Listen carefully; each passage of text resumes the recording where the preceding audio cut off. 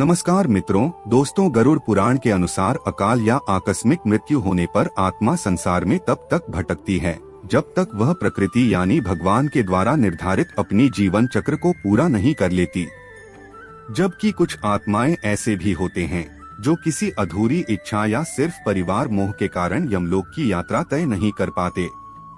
ऐसे में यह आत्माएं समय समय पर अपने परिजनों से संपर्क करने की कोशिश करते हैं ताकि परिजन उनके अधूरी इच्छा को पूरा कर सकें या फिर उन्हें मोक्ष दिलाने में उनकी सहायता कर सकें। ऐसे में प्रश्न यह उठता है कि आखिर कैसे मृत परिजन हमें अपनी मौजूदगी का एहसास कराते हैं। वह कौन से संकेत हैं जिनसे आत्मा के होने का पता लगाया जा सकता है। आज हम आपको इस वीडियो के माध्यम से इन्हीं संकेतों के बारे में बताने जा रहे हैं। मित्रों, वीडियो के अंत तक जरूर बने रहिए। सबसे पहले बता दें कि मृत परिजन हमसे सीधा संपर्क नहीं कर सकते, इसलिए वो कई तरह के संकेत देकर अपनी मौजूदगी को दिखाने की कोशिश करते हैं। सपने में आना आत्मा का अपने परिजनों से संपर्क करने का पहला तरीका है। दरअसल स्वप्न शास्त्र के अनुसार हर एक सपने का अलग अर्थ होता है। उदाहरण के तौर पर अगर आपके किसी परिजन की मृत्यु सड़क दुर्घटना के कारण हुई है और वह सपने में आपको बिल्कुल स्वस्थ नजर आते हैं, तो इसका सीधा अर्थ यह निकलता है कि उस परिजन का दूसरा जन्म हो चुका है। इसीलिए दुखी होने के बजाय आप भी अपने आगे के जीवन पर ध्यान दें और सुखी रहें। इसके अलावा अगर आपके किसी परिजन की मृत्यु अकाल हुई है और वह आपको बार बार सपने में रोता हुआ, चीखता हुआ या बीमार नजर आता है, तो इसका अर्थ होता है कि मरने वाले व्यक्ति की कोई इच्छा अधूरी रह गई है, जिसकी वजह से उसकी आत्मा इस संसार को नहीं छोड़ पा रही है। ऐसे में आपको उस व्यक्ति की आखिरी इच्छा पता लगाने की कोशिश करनी चाहिए और हो सके तो उसे पूरा भी करना चाहिए। इससे आत्मा को मुक्ति मिलती है। मृत परिजन तो हमें देख और सुन सकते हैं, लेकिन हम ना तो उन्हें देख सकते हैं और ना ही सुन सकते हैं। ऐसे में मृत परिजन अपने मौजूदगी का एहसास दिलाने के लिए कई तरह की संकेत देते हैं, जैसे एक ही तरफ तेज हवाओं का चलना, तापमान का बदल जाना, बिना किसी छेड़छाड़ के कमरे में रखी चीजों का हिलना या फिर उनके नीचे गिर जाना। कई बार ऐसा भी महसूस होता है कि हमारे पीछे कोई खड़ा है। जब हम पीछे मुड़कर देखते हैं तो हमें कुछ नजर नहीं आता।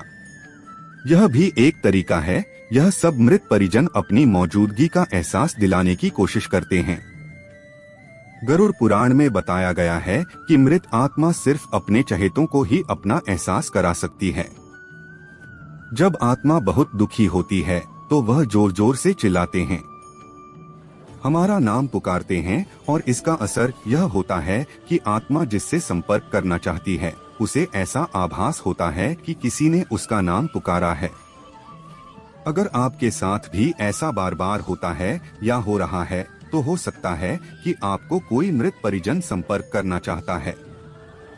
वैसे मृत परिजन सिर्फ अधूरी इच्छा को पूर्ण करने के मकसद से ही नहीं, बल्कि कई बार हमें मुसीबत से बचाने के लिए भी हमसे संपर्क करने की कोशिश करते हैं। अगर आप सो रहे हैं और ऐसा लगे कि कोई आपके बगल में खड़ा है, तो यह भी एक तरह का संकेत ही है जो हमें मृत परिजन देते हैं। शास्त्रों के अनुसार जब आत्मा की किसी प्रिय परिजन पर किसी तरह की मुसीबत आने वाली होती है तो वो सपने में आकर या फिर उसके बगल में खड़े होकर उसे मुसीबत से सावधान रहने का संकेत देते हैं। अगर कोई मृत परिजन आपको बार बार दिखाई दे रहा है और फिर गायब हो रहा है, तो इसका मतलब है कि आपके जीवन में कोई बड़ी समस्या आने वाली है, जिसके लिए आपको तैयार रहना चाहिए।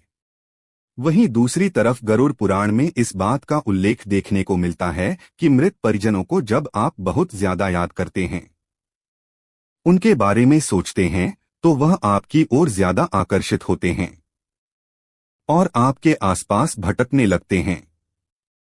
इसीलिए कभी भी किसी मरे हुए व्यक्ति को ज्यादा याद करके रोना नहीं चाहिए, क्योंकि ऐसा करने से आत्मा भी दुखी होती है और इस संसार को छोड़ने में उसे बहुत ज्यादा तकलीफ होती है। मित्रों, अंत में हम यही कहेंगे कि जरूरी नहीं है कि आत्माएं सिर्फ हमें डराती हैं, बल्कि कई बार बहुत सामान्य तरीके से अपने परिजनों को केवल अपनी मौजूदगी का एहसास दिलाते हैं या फिर उन्हें किसी समस्या से बचाने का प्रयास करती है। मित्रों, ये जानकारी आपको कैसी लगी, आप हमें कमेंट करके बताएं। यदि आप गरुड़ पुराण के बारे में और सनातन धर्म के बारे में ऐसे ही वीडियो देखना चाहते हैं तो हमारे चैनल पर जरूर जाएं। वीडियो को शेयर करें और चैनल को जरूर सब्सक्राइब करें।